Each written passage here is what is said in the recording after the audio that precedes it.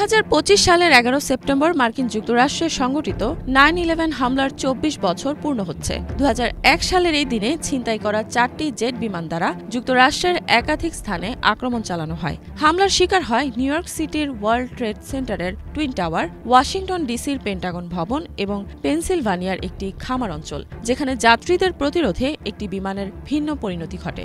এই ভয়াবহ হামলায় প্রায় 3000 মানুষের প্রাণহানি ঘটে। ঘটনাটি ইতিহাসে অন্যতম ভয়ঙ্কর হামলা হিসেবে চিহ্নিত হয়ে আছে।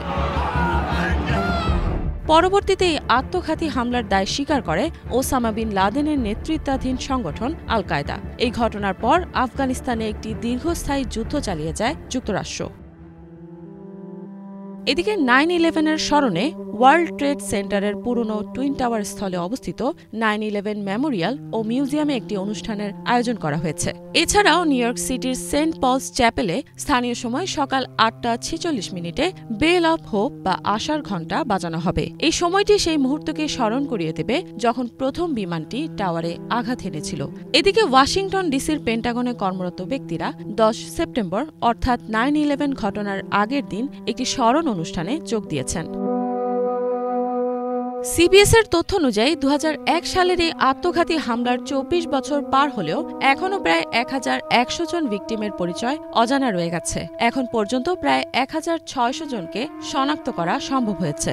তবে বাকিদের পরিচয় নিশ্চিত করতে বিজ্ঞানীদের গবেষণা এখনও অব্যাহত আছে। বিজ্ঞানীরা জানান, সেই মর্মান্তিক দিনের পর তারা অঙ্গীকার করেছিলেন যতদিন না শেষ ভিকটিমকেও শনাক্ত করা যায় ততদিন পর্যন্ত তারা চেষ্টা চালিয়ে যাবেন। তাদের মতে আজও সেই প্রতিজ্ঞা ধরে রাখতে তারা প্রতিটি অজ্ঞাত ভিকটিমকে তাদের পরিবারের কাছে ফিরিয়ে দেওয়ার জন্য নিরলস পরিশ্রম করে যাচ্ছেন।